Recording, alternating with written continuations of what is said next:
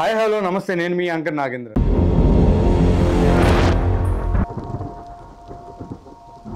శ్రీ శ్రీ విశ్వబ్రహ్మ శ్రీ వీరధర్మజ పీఠాధిపతులు స్వామి, welcome to స్వామి. హరి ఓం. ఎల్కే అద్వానీ గారు పాకిస్తాన్ కరాచీ అనేటువంటి ఏరియా నుండి వారు భారతదేశానికి విభజన సమయంలో వచ్చారు. ముషర్రఫ్ గారు ఈ దేశం నుంచి పాకిస్తాన్కి వెళ్ళారు. అంటే అందరి పేర్లు నాకు తెలియదు కాబట్టి తెలిసిన పేర్లు చెప్తున్నాను. వారు ముషర్రఫ్ అక్కడ పాకిస్తాన్ ప్రెసిడెంట్గా అయ్యారు. ఇక్కడ వీరు ఎల్కే అద్వానీ గారు వీరు కూడా ప్రెసిడెంట్గా ఉపరాష్ట్రపతిగా ఉన్నారు. రైట్. సో నేను ఏమంటున్నానంటే ఆనాటి టైంలో ఇక్కడ ఉన్నటువంటి వాళ్ళు అక్కడ ఆస్తులు తీసుకోవాలి, అక్కడ ఆస్తులు ఇక్కడ తీసుకోవాలని రూల్ ఉండే. కానీ గాంధీ గారి వల్ల ఈ పరిస్థితి గాడి తప్పి ఇలా వక్ఫ్ బోర్డ్ పేరు మీద దేవాలయాలను, విమానాశ్రయాలను, మన హైదరాబాదు విమానాశ్రయం కూడా మాదే అన్నారు మొన్న అక్బరుద్దీన్ ఓవైసీ, నేను విన్నా. అయోధ్య మాదే అన్నాడు. అదెందుకు? కుంభమేళలో ఉన్న మొత్తం కుంభమేళ అంతా మాదే అన్నారు. అంతెందుకు? కాశీలో జంగంవాడి మఠం దగ్గర మొత్తం ఒక ముస్లిం వాడనే ఉంటుంది. ఆ ఏరియాలో నేను మన కుంభమేళలో వెళ్ళినప్పుడు విపరీతమైన జనాలు స్నానాలకు వెళ్తూ సాయంత్రం పూట కొనే వస్తువులన్నీ రోడ్డు మీద పెట్టి అమ్మే చీరలు, చారలు, ప్రతి ఐటెం టోపీలు పెట్టుకుని వాళ్ళు అమ్మడం, బొట్టులు పెట్టుకుని మనల్ని కొనడం. వాళ్ళు కొంతమంది షేక్, పఠాన్, కిరాన్ వాళ్ళందరూ బయట వచ్చి హిందువులను ఏ విధంగా వేసేయాలి అనే ఆలోచనలో వాళ్ళు చూసుకుంటా కూర్చున్నారు. నేను చూసా స్వయంగా.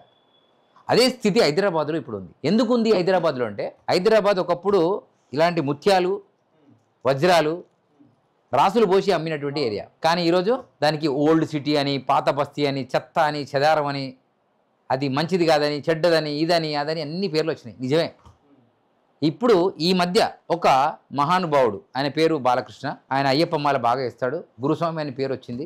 దాంతోపాటు ఆవును జాతీయ ప్రాణిగా ప్రకటించాలని కాశ్మీర్ టు కన్యాకుమారి 5,000 కిలోమీటర్ తిరిగి ఆ యొక్క లాల్ దర్వాజా నుంచి కొంచెం లోపలికి వెళ్తే అయ్యప్ప గుడి దగ్గర ఒక 14 సంవత్సరాల పిల్లోడు అతనితో 5,000 కిలోమీటర్ ప్రయాణం చేశాడు.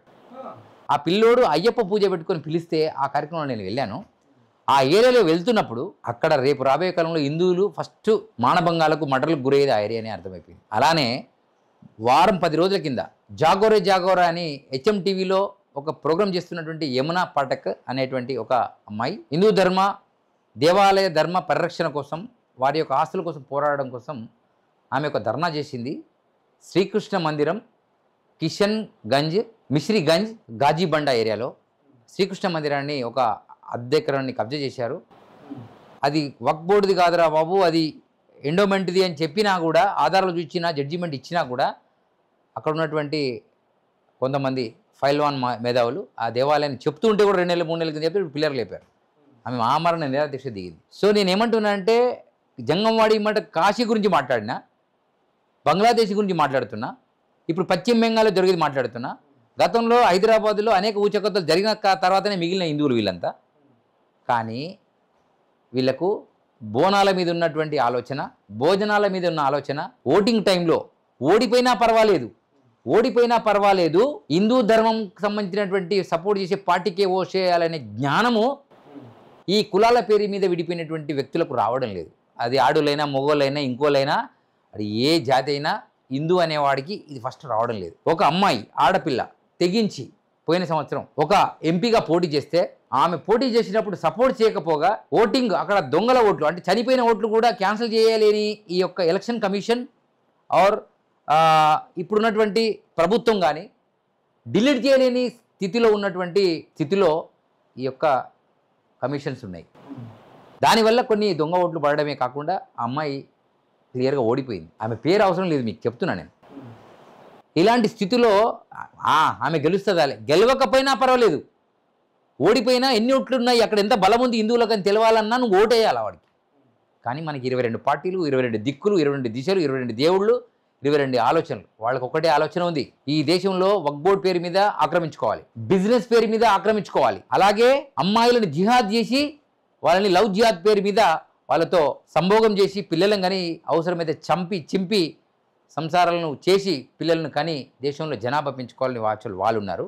ఇప్పుడు క్యాన్సిల్ చేసిన వక్ఫ్ బోర్డును కూడా ఇమీడియట్గా మళ్ళీ అది ఓకే కావాలి, మళ్ళీ దాన్ని రీఓపెన్ చేయాలనే ఆలోచనతో రేపు 19వ తారీఖు నాడు జరిగేటువంటి దారుసలంలో జరిగేటువంటి కార్యక్రమానికి పిలుపునిచ్చారు. నేను చాలా బోర్డ్స్ చూశాను మెహదీపట్నం సైడ్. నేను ఏమంటున్నానంటే, మన వాళ్ళు ఎలా ఉన్నారంటే, ఏ పండుగ వస్తే ఆ పండుగ ఖర్చులు మాత్రం ₹1 కోటి పెడుతున్నారు. కానీ ఈ ఆలోచన ఎవరికి రావడం లేదు. వచ్చిన వాళ్ళు ఆల్రెడీ బిజీ ఉన్నారు. నాలాంటి వాళ్ళు ధర్మం కోసం పనిచేసే వాళ్ళు చాలామంది రెగ్యులర్ ఇదే పని మీద ఉన్నారు. కానీ వినికిడి లోపం హిందువులలోనే ఉంది, ఎవరిలో లేదు. అసలు దేవుడు అనేవాళ్ళు ఎవరు? ప్రతి ఒక్కళ్ళు ఇప్పుడు హిందూస్ చెప్పాలి అంటే కొన్ని వందలు కొన్ని కోట్ల దేవతలు దేవుళ్ళు ఉన్నారు అని చెప్పి వాళ్ళు చెప్తున్నారు. బైబిల్ దగ్గరికి వెళ్తే మాకున్నది ఒకే ఒక దేవుడు, అది యేసు ప్రభు అంటారు ఒకసారి, యెహోవా అంటారు ఇంకోసారి ట్రినిటీ అంటారు. అంటే ఏంటి? పరిశుద్ధాత్మ అని కూడా చెప్తారు. ఇంకొకటి మామూలుగా ముస్లిం వైపు వెళ్తే వాళ్ళు అంటారు మాకు అల్లా ఒక్కడే అనేసి మాట్లాడతారు. సో ఇలా చూసుకుంటూ పోతే అసలు దేవుడు అనేవాళ్ళు ఎవరిని నమ్మాలి, ఎవరిని నమ్ముకోవాలి? దాని గురించి వీరబ్రహ్మేంద్ర స్వామి ఏమన్నా చెప్పాడు, సూచనలు ఇవ్వడం జరిగింది. బాగా చెప్పాడేనా. ఇది వేదంలో ఉంది. వేదం ఏమంటుందంటే నతస్య ప్రతిమ అస్తి, అంటే భగవంతుడికి ఆకారము లేదు. వేదంలో యజుర్వేదంలో నిష్పక్షంగా రాయబడి ఉంది. ఇప్పుడు మీరు అన్నారు ప్రతిమలు లేవు, అసలు ఆకారమే లేదు. కానీ ఇప్పుడు మనం చూసుకుంటే హిందూస్ లో చాలా ఆకారాలతోటి కొన్ని వందల విగ్రహాలు పెట్టి పూజలు చేస్తున్నారు. అవును, పుట్టకన్నిటికి కూడా పూజలు చేస్తారు, చేయాలి కూడా, పాములు పోస్తారు, చేస్తారు, పుట్టలో పాలు పోస్తారు. అవును. సో ఇలా చూసుకుంటూ పోతే చాలా వరకు కూడా మీరు చెప్పినట్టు అసలు ఆకారం లేనప్పుడు ఇవన్నీ ఎట్లా వచ్చాయి? హిందువులకే కాదు, ఈ దరిద్రాలు అందరికీ ఉన్నాయి. ఎందుకున్నాయో చెప్తా. ఎందుకంటే సనాతనమైనటువంటి అతి పురాతనమైనటువంటి ప్రాచీనమైనటువంటి ప్రకృతి సౌందర్య వేదిక సనాతన హిందూ ధర్మం. హిందూ ధర్మమే లేదని చాలామంది వాదిస్తున్నారు. మంచిదే, కానీ హిందూ మహాసముద్రం ఉందిగా, సింధు నది ఉందిగా. హిందూ మహాసముద్రం అయితే నిన్న మన బ్రిటిష్ మార్చిన వాళ్ళు కాదు, వేరే మార్చేదే కదా. అదే మొదటి నుంచి ఉంది కదా హిందూ మహాసముద్రం, పసిఫిక్ మహాసముద్రం, హిందూ మహాసముద్రం, ఆసియా ఖండం, ఆఫ్రికా ఖండం ఉన్నాయి కదా. ఈ ఖండాలు అంటే హిందూ మహాసముద్రం అనేది ఉంది. ఇది అందరికీ చాలా పెద్ద మహాసముద్రం అన్నింటికంటే. ఇది మీకు అందరికీ తెలిసిన విషయం. సో దాన్ని దృష్టిలో పెట్టుకొని మనం మాట్లాడదాం. ఈరోజు వీరబ్రహ్మేంద్ర స్వామి వారి కంటే ముందు నేను మీకు శ్లోకం పాడినా. న భూమి న జలం చైవ న తేజో నచ వాయువ నచ బ్రహ్మ నచ విష్ణు నచ రుద్రచత్తారకాం సర్వశూన్య నిరాలంబే స్వయంభూ విశ్వకర్మణః అన్నారు. ఇది వేదంలో ఉంది. ఈ శ్లోకము మనకు విశ్వకర్మ పురాణం నుంచి వచ్చింది. వేదమేమో నతస్య ప్రతిమ అస్తి అంది. గురువులు కూడా చాలామంది ఆకారం లేదని చెప్పినటువంటి సందర్భాలే చాలా ఉంటాయి. దానికి కారణాలు కూడా మీకు చెప్తా. నా భూమి, నా అంటే లేదు, నా భూమి అంటే భూమి లేనప్పుడు, నా భూమి నజలం, నా జలం లేనప్పుడు, నజలం చైవ న తేజో నచవాయు, తేజము లేనప్పుడు, తేజో నజవాయువ, వాయువు లేనప్పుడు, నచ బ్రహ్మ నచ విష్ణు, బ్రహ్మ లేనప్పుడు, నచ బ్రహ్మ నచ విష్ణు, నచ అంటే విష్ణువు లేనప్పుడు, నచ విష్ణు నచ రుద్రచ్చ తారకాం, నచ రుద్రచ్చ అంటే రుద్రుడు అనేవాడే లేనప్పుడు. అంటే ఇప్పుడు మనం అనుకున్న శంకరుడు పార్వతి భర్త శివుడు అంటున్నామే, ఆయన పేరు రుద్రుడు అని పేరు వారికి. నచ రుద్రచ్చ తారకాం, తారకం అంటే మంత్రం, అదే ఫైనల్ అన్న. తారకాం సర్వశూన్య నిరాలంబే, సర్వశూన్యము అయినప్పుడు, శూన్యంగా ఉన్నప్పుడు స్వయంభూ విశ్వకర్మణః అన్నారు. అది నేను నిరాకారం అంటున్నాం మనం. దానికి వీరబ్రహ్మేంద్ర స్వామి వారు ఏం చెప్పారంటే, అది విశ్వకర్మ పురాణ శ్లోకం అయితే, ఇది వీరబ్రహ్మేంద్ర స్వామి స్వయ కాళికాంబ సప్తశతి ఆత్మజ్ఞానంలో రూపరహితునకు రూపము గలిపించి కర్మకాండ పెంచి కలుషమతులు ధరుమ మార్గములను ధ్వంసంబు చేసిరి కాళికాంబహంస కాళికాంబ. రూపము లేని భగవంతుడికి అనేక రూపాలు సృష్టించింది సనాతనమైన మనమే. ఇప్పుడు చావుకు దగ్గరయ్యింది కూడా మనమే. కారణం ఏమిటంటే కర్మకాండను పెంచాం. చందమామ రావే, జాబిల్లి రావే, కొండెక్కి రావే, గోగు పువ్వులు తేవే అని పిల్లోడు అన్నం తినడానికి చేసేటువంటి ప్రయోగమే తల్లి ఎలా చేసిందో అలా విగ్రహము అంటే గురువు రా నాయన అని గుడ్డిగా నమ్మాలి. ఎవరైనా గురు రూపంలో భగవంతుడు అనేవాడు వస్తాడు, ఆ భగవతత్వాన్ని నీకు తెలియజేస్తే అది ధర్మం అని నువ్వు ఆచరించడమే శిష్యుని యొక్క ధర్మము. ఇది గురు ధర్మము. గురువే దైవంగా పూజింపబడమే హిందూ ధర్మములో విగ్రహారాధనకు నాంది. ఇప్పుడు కనిపిస్తున్నటువంటి రుద్రుడు బ్రహ్మ, విష్ణు, ఆదిశంకరాచార్యులు, అలాగే దక్షిణామూర్తి, వీరబ్రహ్మేంద్ర స్వామి, రామానుజులు, భాస్కరాచార్యుల వారు, అలాగే అనేక మంది పుణ్యపురుషులు, బసవేశ్వరుడు, ఇంకెంతో మంది, వీళ్ళందరూ కూడా శ్రీకృష్ణుల వారు, శివుడు, విష్ణువు మీకు చెప్పాను. వీళ్ళందరూ కూడా ఈ ధర్మాన్ని గురించి ధైర్యంగా, ద్రష్టగా, మునిగా, ఋషిగా, గురువుగా ప్రపంచానికి విషయ విజ్ఞానాన్ని అందజేయడం వల్ల వారిని గురువు నుంచి మనం దేవుడిగా చేసుకొని ఆరాధిస్తున్నటువంటి విగ్రహాలే ఈ రూపాలు. ఇది హిందూ ధర్మంలో గురు ఆరాధన ఉంటుంది, దాన్ని దైవారాధనగా భావిస్తాడు. అంతే, ఇదే సత్యం. ఇది సత్యం కాదనే కదా ఇతర ధర్మాల వాళ్ళందరూ మతం మార్చుకొని 2500 సంవత్సరాల క్రితము ఒక మతం వచ్చింది, 1400 సంవత్సరాల క్రితం ఒక మతం వచ్చింది. ఒక 1400 సంవత్సరాల క్రితం వచ్చినటువంటి మతాన్ని మనం ఇప్పుడు తురష్కుల మతం అంటున్నాం, అదే ముసల్మాన్లు అని, అదే మొఘలులని, అదే ఔరంగజేబులని, అదే చాలామంది మనకు అల్లాను మొక్కేటువంటి దైవారాధకులని మనం చెప్తున్నాం. అలాగే అలోలియా దేవుడు, అలాగే ఎవరైతే అతనికంటే ముందు యోవాహ దేవుడు, అలాగే తన కన్న తల్లి మేరీమాత దేవుడు అనేది ఇప్పుడు ఉన్నటువంటి సిద్ధాంతం. ఇవన్నీ ఎందుకు వచ్చాయి అంటే ఈ సనాతన హిందూ ధర్మంలో ఇన్ని దేవతలు, ఇన్ని చిక్కులు, ఇన్ని పూజలు, ఇన్ని పునస్కారాలు, ఇంత సమయం వృధా వద్దు అనే వాళ్ళ లెక్కలేరు.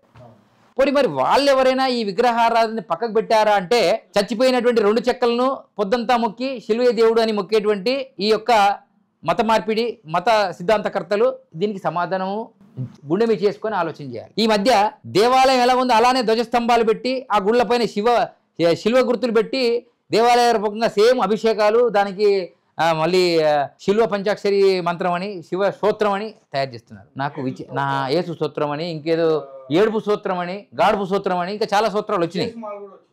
యేసుమాల ఇంకా వచ్చినాయి, వస్తాయి. నేనేమంటున్నా, ఇది గొర్రెనే కదా, నువ్వు కొండ గొర్రెలకి వెళ్ళిపోయినావు. మరి ఇప్పుడు అన్ని కొండ గొర్రెల నాన్న, లేకపోతే ఇది పనికి మాలిందే అయితే ఇది పనికి మాలిందే, ఇది కూడా పనికి మాలిందే అని చెప్పాలా? నేను చెప్తున్నాను. ఎందుకంటే ఇలా ఎక్కడైతే మక్కాలో ఉన్నటువంటి దేవుడు ఎవరైతే ఉన్నారో వాళ్ళు ఆరాధించేది, వాళ్ళు దేనికైనా మొక్కనియండి, వాళ్ళు దేని మొక్కినా, వీళ్ళు దేని మొక్కినా నాకు ఒరిగేది ఏం లేదు, ఈ ప్రపంచానికి వచ్చేది ఏం లేదు. ఎవడైనా చావక తప్పదు, పుట్టక తప్పదు. ఈ పనికి మాలిన వేషాలు వేసినోడు అందరికీ తలకాయ ఖరాబు కాక తప్పదు. వాళ్ళు మక్కాలో ఉన్నటువంటి మక్కేశ్వర దేవాలయాన్ని అట్లా మార్చుకొని మక్కేశ్వర ఆలయం అది, దాన్ని మక్కగా మొక్కి దాన్ని ఆ బండను వెళ్ళి దండం పెడితే అది నల్ల సరుపు రాయి, మీరు చూసుకోండి, దానిలో దండం పెడతారు. నేను కూడా తెలియదు నాకు. అదే స్వామి మక్కేశ్వరం అంటే ఇప్పుడు భగవంతుడికి ఆకారం లేదు కాబట్టి సామాన్యుడికి అర్థం కావాలి అంటే గోల్ చూపించాలి. అంటే ఎటు చూసినా రౌండ్ కనిపించేదాన్ని శివలింగం అంటారు. అది నువ్వు శంకరుని రూపం చూపిస్తావా, శివుడి రూపం చూపిస్తావా, రుద్రుని రూపం చూపిస్తావా, విష్ణు రూపం చూపించినా, బ్రహ్మ రూపం చూపించినా, బ్రహ్మ ముందు పెడితే బ్రహ్మలింగం, శివుని ముందు శివలింగం, విష్ణువు అయితే విష్ణులింగం. లింగం మాత్రం ఒకటే. ఈ లింగంలోకి నువ్వు జంగం తయారవుతావా, అంగం తయారవుతావా, ఇంకోటి తయారవుతావా, అది నీ ఇష్టం. కానీ ఎవరికైనా గోల్ ఒకటే, దాన్నే లింగాకార రూపం అంటారు. ఇది యథార్థం. ప్రతి ఒక్కరిని ఆలోచింపజేసేది. ఎందుకంటే మక్కేశ్వర ఆలయము ఇది పక్కా, ఇది మన మన మన యొక్క సాంప్రదాయము. 2500 సంవత్సరాల కింద, 1400 సంవత్సరాల కింద రాలే. వీని తాత ముత్తాతలు అంతా ఎవడు గోసి పెట్టుకుని వాళ్ళగా బొట్టు పెట్టుకుని పూజలు చేసినటువంటి శక్తులే, వ్యక్తులే, యుక్తులే. వాళ్ళే మన ముందు టోపీలు పెట్టుకొని శివులు వేసుకొని తిరుగుతున్నారు. మనోళ్ళే కదా అని మనోళ్ళందరూ వదిలేస్తున్నారు. వదిలేయడం వల్ల బ్యాచ్లు తయారై ఊరుకోలే. 127 దేశాలు వాళ్ళు, 57 దేశాలు వీళ్ళు కొట్టి కోసి చింపి తయారు చేసుకున్నారు. సో మక్కేశ్వరుని తీసుకున్నా, శిల్వ గుర్తుల మీద ఉన్నటువంటి శిల్వ దేవుడిని తీసుకున్నా, వీళ్ళందరూ ఏమంటున్నారు? అల్లా దేవుడు, యేసు దేవుడు, బ్రహ్మదేవుడు, విష్ణుదేవుడు అంటున్నారు. అంతేనా? ఇలా పదాలు ఏం మారుతున్నాయి? దేవుడు అనే పదం మాత్రం ఎక్కడ మారలే, రైట్? కానీ కర్మకాండని ఎవడని తగ్గించాడా? ఎవడు తగ్గియలే. అదే చెప్పాడు వీరబ్రహ్మేంద్ర స్వామి. రూపరహితునకు, రూపము లేని భగవంతుడికి రూపము కల్పించి కర్మకాండ పెంచి కలుషమతులు ధర్మ మార్గములను, ధర్మమేదో చెప్పకుండా, ధర్మమేదో చేయకుండా, ధర్మమేదో ఆచరించకుండా ధర్మ మార్గములను ధ్వంసం అంటే నాశనం చేశారు. ఎవరు? వీళ్ళందరూ. మరి వీళ్ళందరూ అంటే హిందువులు కూడా ఉన్నారు. చేశారంటున్నా. ఎందుకు చేశారంటున్నా అంటే ఈ మతాలన్నీ 2500 సంవత్సరాల కింద మతం ఎవరికెళ్ళి మారారు? వాళ్ళు ఆకాశం నుంచి రాలేదు. ఎవడు? ఈ హిందూ ధర్మంలో నుంచే అర్థం కాకనో, అర్థమయ్యో, చెప్పేవాళ్ళు లేకనో, చేసేవాళ్ళు లేకనో, తిండికి లేకనో, తికాన లేకనో, ఒత్తిడికో, లొత్తిడికో, లేకపోతే మతం మార్పిడి కొట్టో కోషో వాడు మతం మారాడు. ఈ ప్రపంచంలో అత్యధిక శాతం ఉండేటువంటిది ఏంటిది తెలుసా? చెప్పండి మీరు. అత్యంత ఎక్కువగా ఉండేటువంటిది ఆకాశము. ఎత్తైనది కూడా ఆకాశమే. అత్యంత లోతైనది పాతాళ లోకం. అదే ఈ భూభాగంలో అత్యంత ఎక్కువ ఉన్నటువంటి పదార్థం ఏమిటంటే ద్రవ పదార్థం. అది నీరు. 75% ఉంటుంది. అంటే బారాన ఉంటుంది. చారాన మాత్రమే భూమి. చారాన భూమి మీద ఉన్నోడే బారాన ఎగురుతున్నాడు. ఒక్కసారి భూకంపం వచ్చినా, సునామీ వచ్చినా, మంచు కొండలు కరిగినా వీడు ఆగమైపోయేది బారానంలో కలవడమే, రైట్? ఈ మధ్యలో కూడా భూకంపాలు వచ్చినాయి అంటే అవి వస్తాయి అన్నారు. విశ్వావసునామ సంవత్సరంలో ఖచ్చితంగా వస్తాయని నేను గతంలో టీవీ ఛానల్ కూడా చెప్పడం జరిగింది. చెప్పలేదంటనకపోయేరు నరులార గురుని చేరి మొక్కితే బ్రతక నేర్చేరు. ఇప్పుడప్పుడనగరాదు ఎప్పుడో ఏ వేళనో మరి గుప్పున దాడిపోయేడు గుర్ర పడుగులు ఏరుపడును. చెప్పలేదంటనకపోయేరు నరులార గురుని చేరి మొక్కితే బ్రతక నేర్చేరు. యాలలు బాడేరు శ్రీలండి నీళ్ళందు మునిగిట కంట రక్తముగా నరేమండి. బ్రహ్మ విష్ణు మహేశ్వరాదుల నమ్మకుండిన ద్రిమ్మరులు చెడిపోదురిక యమ దండనకు పాలగుట నిజముగు చెప్పలే దండనక పొయ్యేరు నరులార గురుని చేరి మొక్కితే బ్రతక నేర్చేరు అన్నాడు వీరబ్రహ్మేంద్ర స్వామి. అంటే నేను చెప్పలేదని మీరు అనకండి. నేను 450 సంవత్సరాల కింద చెప్పిన కరోనా వస్తుందని చెప్పాను, మీ కార్యాలు కాగల కార్యాలన్నీ ఖతమైపోతాయని చెప్పాము, ధర్మం వైపు ఉండమని చెప్పాము, అధర్మాన్ని ఎక్కువ వృద్ధి చేసుకోకండి అని చెప్పాము. మానవులకు మాత్రమే, పశువులకు కాదు. పశువులు తగ్గిపోయినాయి, మనుషులు మేకలు తిని కోళ్ళను తిని గొర్రెలను తిని అవన్నీ తగ్గిపోయాయి. చివరికి పులులు కూడా తగ్గిపోతేనే మనం పులిని జాతీయ ప్రాణిగా ప్రకటించాం. రైట్, నెమలను తింటున్నారని నెమల్ని జాతీయ ప్రాణిగా ప్రకటించాం. ఇప్పుడు ఆవులను కూడా తింటున్నారు, అది కూడా జాతీయ ప్రాణిగా ప్రకటించాలని మనం ప్రయత్నం చేస్తున్నాం. కానీ అది హిందూ మత సిద్ధాంతం ప్రకారం హిందువులు మొక్కుతున్నారు కాబట్టి మేము చంపేయాలనే ఆలోచనలో కొంతమంది మతాల వాళ్ళు దాన్ని పని కట్టుకొని చంపుతున్నారు. కొంతమంది మన వాళ్ళే వాళ్ళకి అమ్మే పరిస్థితి వచ్చింది. ఎందుకంటే ఇలా ఆవుతో పని లేదు, ఇలా గేదెతో పని లేదు. ఈరోజు ఏం పని ఉంది? ట్రాక్టర్తో పని ఉంది, మిషనరీతో పని ఉంది, మనుషులతో కూడా పని లేదు. 100 మంది పెట్టాలి కూడా ఇద్దరితో పని అయిపోతుంది. సో ఆ సూచన వల్ల సామాన్యమైన హిందువు ఆ ఆవును చాదుకోలేక, ఆ గేదెను చాదుకోలేక, ఆ బక్క ఆవులను చాదుకోలేక 5కో 6కో 3కో 4కో ఎవడైనా కసాయి వాడు వస్తే, వాడు ఏ మతం అన్నా కావచ్చు, కసాయి వాళ్ళు అందరు ఉన్నారు. మన దానిలో కూడా కటిక వాళ్ళు ఉన్నారు, ఇతర మతాల్లో కూడా కటికలు అమ్మే వాళ్ళు ఉన్నారు, చాలా మతాలలో కూడా ఇవన్నీ ఉన్నాయి. సో వాడు ఎవడైతే వస్తున్నాడో వాడు పని కట్టుకొని వీళ్ళకో దగ్గరికి వస్తున్నాడు ఎన్కేజ్ చేసుకోవడానికి. అది రేటు తక్కువ కాబట్టి ఎక్కువ మంది జనాభాను పెంచడానికి హిందీ వస్తుంది. ఆవు పాలే శ్రేష్టమన్నాం, ఆవు పేడ శ్రేష్టమన్నాం, ఆవు మూత్రం శ్రేష్టమన్నాం, ఆవు నెయ్యి శ్రేష్టమన్నాం, ఆవు వెన్న శ్రేష్టమన్నాం. కానీ ఇవన్నీ బాగున్నాయంటే ఆవు ఎంత బాగుందో అని ఆనాడు బంగారు బాతును కోసుకొని తిన్నాడు చూడు మూర్ఖుడు ఆ కథలో. అలాంటి కథని వీళ్ళు పడుతున్నారు, వీళ్ళేమో చూస్తున్నారు. సో నేనేమంటున్నా, ఎన్నో రంజాన్లు పోయినాయి. చెప్తాను. ఆ కథ ఏమిటంటే, ఒక బంగారు బాతు ఇంట్లో ఉంది. అది రోజు ఒక బంగారు గుడ్డు పెడుతుంది. ఓనర్ రోజు చూస్తున్నాడు, రోజు ఒక బంగారు గుడ్డు రోజు ఒకటే పెడుతుంది. అది అమ్మ బంగారు గుడ్డు రోజు పెడుతుంది, దీన్ని కోస్తే ఇంకెంత బంగారం వెళ్తుంది, ఒకేసారి అయిపోతుంది అని వాడు ఏం చేశాడు, కోశాడు. ఉన్న బాతు కాస్త చనిపోయింది. ఈ రోజు ఒక్కో గుడ్డు కూడా పోయింది. ఇప్పుడు నేనేమంటున్నానంటే, వాడికి వస్తే నాకెందుకు పాపం తగులుతుంది అనుకుంటున్నారు హిందువులు. నేనేమంటున్నా అంటే, సంస్కార్త చోపహార్తే కాతే గచ్చే గచ్చక అని ఒక శ్లోకం ఉంది మనకు నీతి శాస్త్రంలో.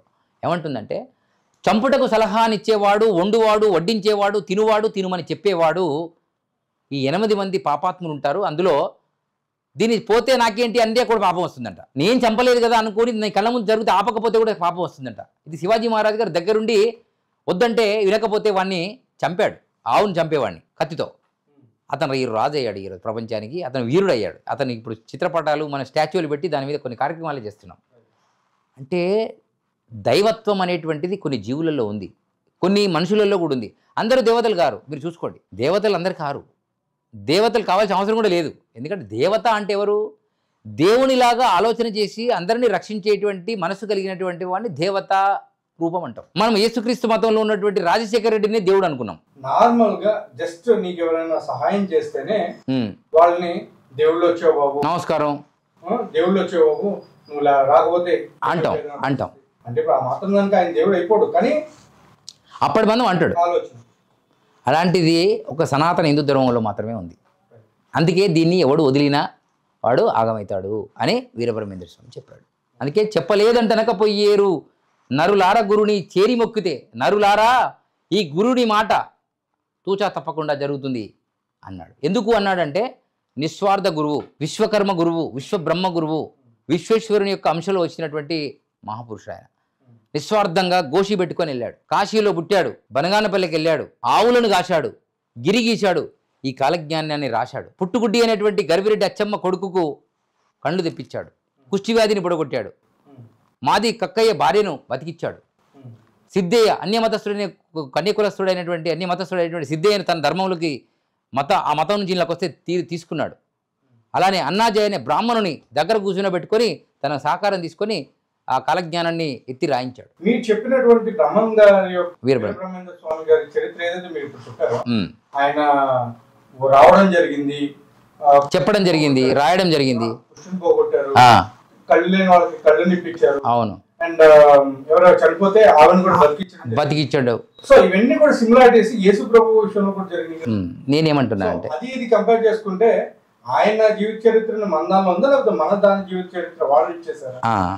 దానికి డేట్ ఆఫ్ బర్త్లు కావాలి కదా. యేసు ఎప్పుడు పుట్టాడో డేట్ ఆఫ్ బర్త్ లేదు, మీకు తెలుసు కదా. చాలామంది ₹1,00,00,000 ఆఫర్ చేసేటువంటి కొంటె సాములు, మంచి సాములు కూడా ఉన్నారు.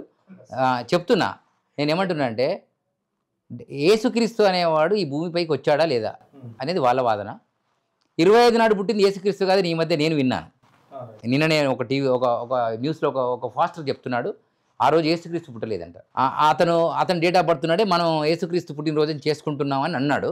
అది ఆ బైబిల్ బాగా చదివేటువంటి ఈ పాస్టర్లు, పీటర్లు, పాటర్లకే తెలియాలి. ఎందుకంటే నాకు అది తెలియదు. ఎందుకు తెలియదంటే నాకు ఉన్న శాస్త్రాలు, ఈ పురాణాలు చదవడానికి నా జీవితకాలం ఇంకా సరిపోతలేదు. ఈ పనికి మళ్ళీ పనికి వచ్చేటి నాకు అవసరం లేదు. ఎందుకంటే అందులో ఏదైనా ఉన్నాయండి, నా యొక్క లక్ష్యం ఏంటిదో నాకు తెలుసు. అది వాళ్ళు చెప్తున్నాయి, మనం విన్నాం కాబట్టి. సో ఒక అతను అన్నాడు హిందూ ధర్మంలో, యేసుక్రీస్తుకు డేట్ ఆఫ్ బర్త్ చూపిస్తే అది ఇస్తా, ఇది ఇస్తానని. ఎవరికి ఏమి ఇచ్చేదేం లేదు. అసలు అవన్నీ పనికి మాలని అని తెలిసిన తర్వాత దానికి ఇచ్చేదేంది, సచ్చేదేంది, అవన్నీ పనికి మాలని అని నేను అంటున్నా. ఎందుకంటే నువ్వు ఇది ఎవడో చెప్పు, నీ ఇప్పుడు మొదట నువ్వే ఉన్నప్పుడు నువ్వు చెప్పుకోవాలి. అవి మధ్యలో వచ్చినాయి, అవి ఎప్పుడైనా పోతాయి. ఇప్పుడు ముందొచ్చిన మూతి కంటే వెనుకొచ్చినటువంటి కొమ్ములే కొషు వాడగా ఉంటాయి. సో అవి వాడిగా ఉన్నాయి, 2 కొమ్ములు, ఒకటి ఆ వాడి, ఒకటి ఈ వాడే నేను కుమ్ముతూ ఉంటే మనము మన లోపల మన లక్ష్యాన్ని ఛేదించకుండా మనం చెప్తే వినికిడి లోపలతో మనతో ఉండే వారితో వాదించడం అనవసరం. ఎందుకంటే ఒక్కరిని విమర్శించాలంటే నీకు 75% అధికమైనటువంటి జ్ఞానము, ధైర్యముతో పాటు నీ యొక్క శాస్త్ర పురాణ సంపదన, వేద సంపదన ఉండాలి. కాబట్టి నువ్వు వాదిస్తున్నావు అనుకో, కానీ అది ఎదుటి వ్యక్తికి అర్థం కావద్దు. సమవుజ్జి, ఇప్పుడు యుద్ధానికి వెళ్ళేటప్పుడు సమవుజ్జి ఉండాలని చూస్తారు. పండితుడు కూడా అంతే, సమవుజ్జి ఉండాలని చూస్తాడు. సమవుజ్జి ఉన్నప్పుడే వాదోపవాదం. లేదంటే ఇప్పుడు మీరు ప్రశ్న వేస్తున్నారు, అది వాదన కాదు, మీరు ప్రశ్న వేయడమే, మీరు అర్థిస్తున్నారు జ్ఞానాన్ని, నేను చెప్తున్నా. కానీ సమవుజ్జి అంటే అటువంటి సమవుజ్జి ఉన్నప్పుడే మనం మాట్లాడాలి. కానీ ప్రతి గొర్రెతో మాట్లాడామనుకోండి, వీడు కూడా కొండ గొర్రె అవుతాడు. గతంలో పరిపూర్ణానంద స్వామి ఇదే చేశాడు. ఏం చేశాడంటే కత్తి మహేష్తోని ఇంటర్వ్యూ కూర్చున్నాడు, ఉల్టా సీదా మాట్లాడుకున్నారు. ఆయన ఏదో ప్రశ్న వేశాడు, మీ నాన్నగారు ఎవరు, మీ అమ్మగారు ఎవరు అంటే, సన్యాసం తీసుకున్న తర్వాత అమ్మ నాన్న పేరు చెప్పకూడదని ఆయన మధ్యలో లేచిపోయాడు. వీడు చెప్పలేదు కాదు, అది చెప్పలేక కాదు, చెప్పకూడదని లేచిపోయారు. సో దాని చాలా సిద్ధాంతాల ప్రకారం పెద్ద దుమారం అయింది. రాముడు ఇది అన్నారు. కాస్త కత్తి మహేష్ ఇప్పుడు లేడు, ఇప్పుడు నిన్న ఇంకొకరు ఎవరో పోయారు, రేపు ఇంకెవరో పోవడానికి రెడీగా ఉండొచ్చు. నేను ఏమంటున్నానంటే పోయేవాడు ఎట్లయినా పోతాడు, వాడు తిట్టినా తిట్టకపోయినా శాపం పెట్టిన తర్వాత పోయేదేం లేదు. కానీ సత్యం అయితే సనాతన హిందూ ధర్మమే. ఎవడైనా ఏ మతమోడైనా రేపు ప్రళయం వచ్చినా ప్రణాళికాబద్ధంగా వీళ్ళకు రావాలి, సమస్య క్లియరెన్స్గా బతకడానికి కోసం ప్రయత్నం చేయాలి. ఇది నేను చెప్పేది కాదు. 6 మతములు ఒక్కటవును అన్నాడు వీరబ్రహ్మేంద్ర స్వామి. ఇదే చెప్పలేదంటే అనకపోయేదని 6 మతములు ఒక్కటవును అన్నాడు. 6 మతాలు అంటే ఏంటి? మొన్న ఎవడో అంటే అంటారులే, విమర్శ ఇప్పుడు ఎట్లా ఉంటుంది అరే విమర్శ అంటే పరిశీలన అని అర్థం. సో యూట్యూబ్ ఛానల్లో మాట్లాడితే నేను మైక్ టీవీలో ఎవడో ఒక హిందూ గొర్రెనే, అది కూడా వేరే గొర్రె పెడితే నేను వేరే మాట్లాడదు, కానీ వేరే గొర్రె పెడితే అసలు వాడిని పట్టించుకోను, వాని గురించి మాట్లాడా. వీరబ్రహ్మేంద్ర స్వామి వారి యొక్క కులం, అక్కడ కులం అనే పదం తీసుకొచ్చారు ఆ యాంకర్, నేను కులం గురించి చెప్పాను. వీరబ్రహ్మేంద్ర స్వామి కులము వేదకాలం నాడు ఉన్నది అన్నాను. బృహస్పతి విశ్వకర్మ గురువు ఆయన శివునికి కళ్యాణం చేశాడు, విష్ణువుకి కళ్యాణం చేశాడు, రామునికి కళ్యాణం చేశాడు, అందరి కళ్యాణాలు ఆయన చేసుకుంటూ వచ్చాడు అనుకుందాం, దేవత గురువు. సో అదే అంశంలో వచ్చినటువంటి గురువే వీరబ్రహ్మేంద్ర స్వామి. సో ఆయన కులం ఆరాలు ఉన్నట్టేకా అంటే ఈ మనవాడు అంటే ఎవడైతే ఈయన ఎక్కడి నుంచో ఏసం వేసుకొని వచ్చాడు అన్నాడు. అసలు ఏసం వేసినోడు ఏం మాట్లాడతలేడని నేను ఏసం వేసుకొని వచ్చాను. ఇప్పుడు మేలడి ఉందని లేదా ఏళ్ళు బాగున్నాయని ఒత్తేసి మాట్లాడితే ఎట్లా ఉంటుంది అంటే, నేను ఏమంటున్నానంటే అదే ఒక కథ చెప్తా మీకు. ఒక రోడ్డు మీద వెళ్తున్నటువంటి రాజు కదా, ఒక సామాన్యుడు తెల్ల గుర్రం మీద పట్టుకొని కొడుకు తండ్రి నడుచుకుంటూ వెళ్తున్నాడంట. ఎవడో ఇద్దరు వచ్చారు, అంత మంచి గుర్రాన్ని ఎక్కిపోవాలి కదరా, నడుచుకుంటూ పోవడం ఏంది అన్నారట. అంటే సరేలే ఎందుకులే అని తండ్రి ఎక్కాడు, కొడుకు దాన్ని పట్టుకొని ముందుకెళ్తున్నాడు. కొంచెం దూరం ముంగల నీ ఓటు కూడా వచ్చి అంత లావు మంచి గుర్రాన్ని ఇద్దరు ఎక్కిపోవచ్చు కదరా, మీకేం పోయేకాలమా అన్నాడట. అంటే నీ అమ్మ ఇదేంద్ర బాబు అని వాడు కూడా ఎక్కాడు. కొంచెం దూరం ముంగని ఇంకొకటి వచ్చాడు, దున్నపోతుల్లాగా ఉన్నారు, ఆ గుర్రం మీద ఇద్దరు ఎక్కుతారా, గాడిది కొడుకులారా అని వాడు తిట్టాడు. ఊరి అమ్మ ఏంద్రు, నడుచుకుంటే పోతే తిట్టారు, ఒకడెక్కితే తిట్టారు, ఇద్దరు ఎక్కితే తిట్టారు, మళ్ళీ ఇద్దరు ఎక్కిన తర్వాత మళ్ళీ తిట్టారు, ఇదేంద్రా నాయన అని అప్పుడు సైలెంట్గా నడుచుకుంటూ వెళ్ళిపోయారట. ఈ లోకంలో ఈ కలియుగంలో ఇలాంటి సంకర జాతులు అది హిందువులలో ఉన్నారు, వాళ్ళని సెక్యూర్లు అంటారు. సంకర జాతి అంటే పలు రకాల జాతులతో కూడుకున్నటువంటి దాన్ని సంకర జాతి అంటారు. అవునా? సంకర గాడిద అంటారు, దాన్ని కంచెర గాడిద అంటారు. కంచెర గాడిద కాదు, సంకర గాడిద. సో దాని మీద మచ్చలు మచ్చలు ఉంటాయి, ఇష్టం ఉన్నట్టు ఒక రకమైన లెవెల్స్ ఉన్నాయి దానికి. సో అలాంటి గాడిదలు ఇక్కడ మన దానిలో కూడా ఉన్నారు. వాళ్ళు మనం సెక్యులర్స్ అంటున్నాం. కొంతమంది సెక్యులర్లా కాకుండా మనలోపనే మనలాగానే ఉంటూనే మనల్ని విమర్శిస్తుంటారు పక్కనే ఉండి. ఇప్పుడు వాడితోనే ప్రమాదం.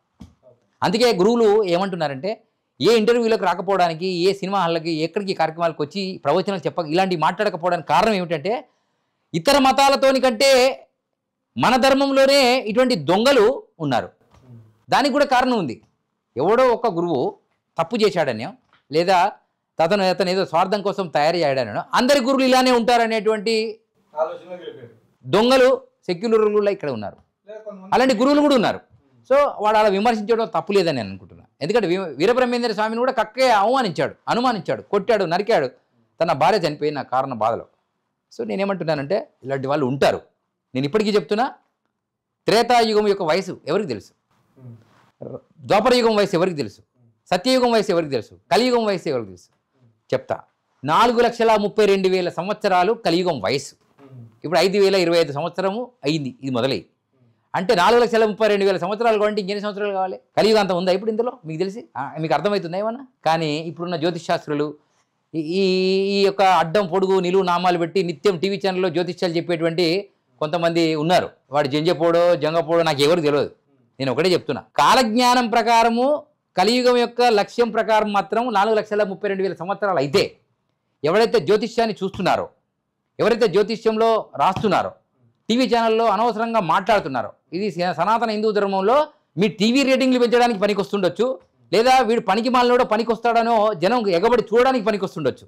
కానీ సనాతన హిందూ ధర్మానికి మాత్రం అది చేటే.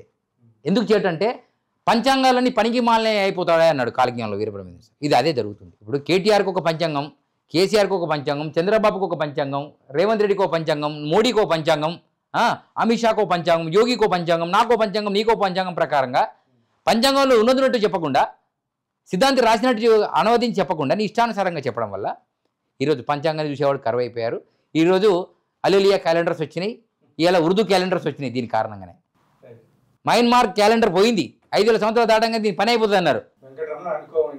వెంకటరమణ అండికి ఉంటుంది, తిరుపతి ఉంటుంది, గౌరవ వాస్తు ఉంటుంది, ఇంకా గొర్రె వాస్తు, ఇంకా బర్రె వాస్తు, ఇంకా కొండ గొర్రె వాస్తు, ఇంకా గాడిది వాస్తు, గుర్రం వాస్తులు కూడా వస్తాయి. నేనేమంటున్నానంటే మయన్మార్ క్యాలెండర్ అయిపోగానే ప్రపంచం నాశనం అయిపోతుంది, అది అయిపోయింది అన్నారుగా. ఏదైంది మరి? 5,000 సంవత్సరాలు దాటి 25 సంవత్సరాలకు వచ్చాం. ఏరా మీ మయన్మార్ కండలేదు, మీ కథ స్థిరమైంది. నేను ఏమంటున్నానంటే 4,32,000 సంవత్సరాల్లో 5,025 దాటింది, 25 నడుస్తుంది. చాలామంది ఇంకా ఎడారి మతాలకు, ఎడారి ప్రాంతాలకు, ఎడారిలో నివసించే వారికి, ఎడారి దేవుళ్ళను మొక్కే వాళ్ళందరూ, లేదా ఎడారి దేవతలకు సపోర్ట్ చేసేటువంటి ఇక్కడ ఉన్నటువంటి వాళ్లకు ఖచ్చితంగా భూకంపాలు, సునామీలు, హార్ట్ అటాకులు, అడ్డమైన రోగాలు, అడ్డమైనటువంటి ఆలోచనతో వచ్చి చచ్చిపోతారు, చావబడతారు, చంపబడతారు, తనకు తానే చస్తాడు అని వీరబ్రహ్మేంద్ర స్వామి చెప్పాడు. అందుకనే నా భక్తులు అంటే సనాతనమైన భక్తులు నేను ఒత్తులుగా కాపాడుతాను. అంటే భూకంపం వచ్చేది ముందే చెప్తాడట. ఇప్పుడు నువ్వు అన్నావు బ్యాంకాక్లో ఒక అమ్మాయి యాంకర్ యూట్యూబ్ ఛానల్ ఉంది, ఆమెకి ఏదో ఇట్టే అదలంగానే మొత్తం ఆ బిల్డింగ్ అంతా బయటకు వచ్చేసింది. బిల్డింగ్ ఇట్లా అన్నది కానీ బిల్డింగ్ కూలలే, కానీ ఆ పక్కన అటుపక్క ఇప్పుడు అన్నీ కూలిపోయినాయి. రైట్, ఒకటి కూలిపోయింది. రైట్, అలానే గతంలో ఒకరికి కూడా అలానే జరిగింది. ఆ ట్రేడ్ సెంటర్ ఉంది కదా, అమెరికా ట్రేడ్ సెంటర్ కూలగొట్టినప్పుడు ఒక అతను విజయవాడ నుంచి భక్తులు నిత్యం కాలజ్ఞాన ఉపాసన చేసేవాళ్ళట. వాళ్ళు ఆ దీపం పెట్టుకొని వాళ్ళు ఒక గంట ముందు ఫ్లైట్ దిగి ఇంకా ఆ బిల్డింగ్కి వెళ్ళలేదు. వెళ్ళే లోపే అక్కడ ఏదో ట్రావెల్లో ట్యాక్సీ రాకపోవడం వల్ల ఒక అరగంట లేట్ అయింది. ఈ లోపల దానికి డాష్ ఇచ్చారు ఉగ్రవాదులు, ఆ బిల్డింగ్ అంతా కూలి చనిపోయారు. మేము వీరబ్రహ్మేంద్ర స్వామి కాలజ్ఞానాన్ని నమ్మాము కాబట్టి, ఆ పూజ 41 రోజు చేశాము కాబట్టి, మేము అది తెలంగాణ ఆంధ్ర ప్రాంతంలో ఉన్నాం కాబట్టి మాకు చింతాడ విశ్వనాథ శాస్త్రి వల్ల మాకు ఇది పుణ్యం దక్కిందని డైరెక్ట్గా చెప్పారు. వారు కాలజ్ఞానం కూడా చెప్పడం జరిగింది. అంటే నేను ఏమంటున్నా అంటే మీకు మేలుకు వస్తుందంట, అంటే మేలుకు ఇస్తాడట. గురువు అలర్ట్ చేస్తారని చెప్పారు. సో అదే గురువు అంటే అలర్ట్ చేయడమే. గురువు అంటే అజ్ఞానాన్ని తీసేయడం, జ్ఞానాన్ని. గు అంటే అజ్ఞానం, రువు అంటే తొలగించేవాడు గురువు అని. అటు విష్ణువు గురువా, బ్రహ్మ గురువా, రాముడు గురువా, సీత గురువా, శివుడు గురువా, రామానుజుడు గురువా, ఏ గురువు అయినా తీసుకోండి. నువ్వు ఆ గురువును అలా నమ్మితే ఆటోమేటిక్గా నీకు ఆ గుర్తును, నీకు సిద్ధాంతాన్ని తెలియజేస్తాడని వారు చెప్పడం జరిగింది. ఇప్పుడు మన వాళ్ళ యొక్క లక్ష్యం ఏమిటంటే ఈ టీవీ ఛానల్లో వచ్చేటువంటి వాళ్ళు టీవీ ఛానల్లో ఏదైతే జాతకాలు చెప్తున్నారో చెప్పనియండి, కానీ ఉన్నదే చెప్పండి, లేని చెప్పకండి. దయచేసి పంచాంగాల్ని ఆగం చేయకండి.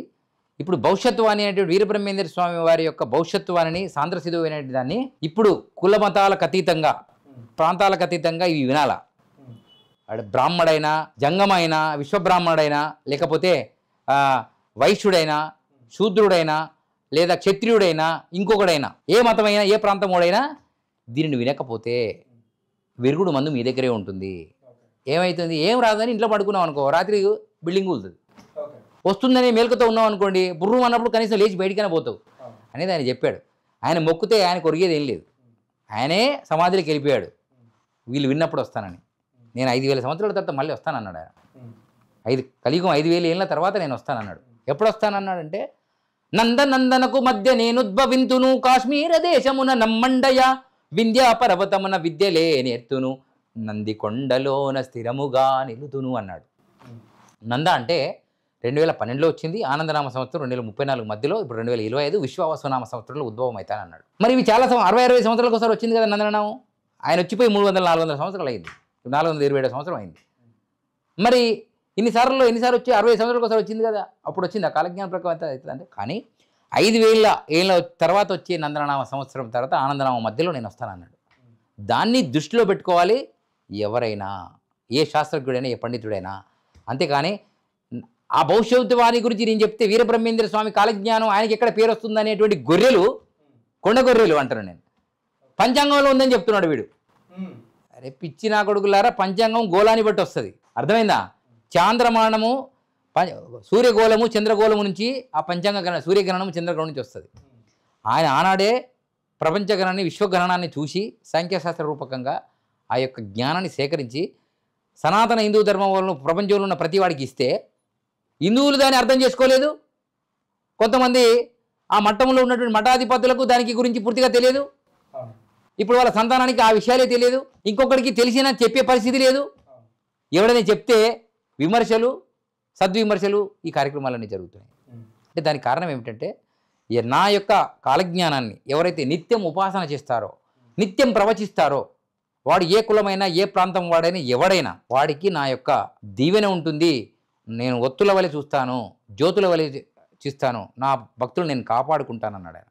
నన్ను ఎవడైనా తిట్టినా పర్వాలే, కానీ నా యొక్క భక్తులను ఎవరైతే విమర్శిస్తారో, విస్మరిస్తారో వారికి పట్టాల్సిన గతులని పడతాయని ఆయన చెప్పాడు. సో నేనేమంటున్నానంటే, ఇవన్నీ యథార్థమైనటువంటి ఘటనలు.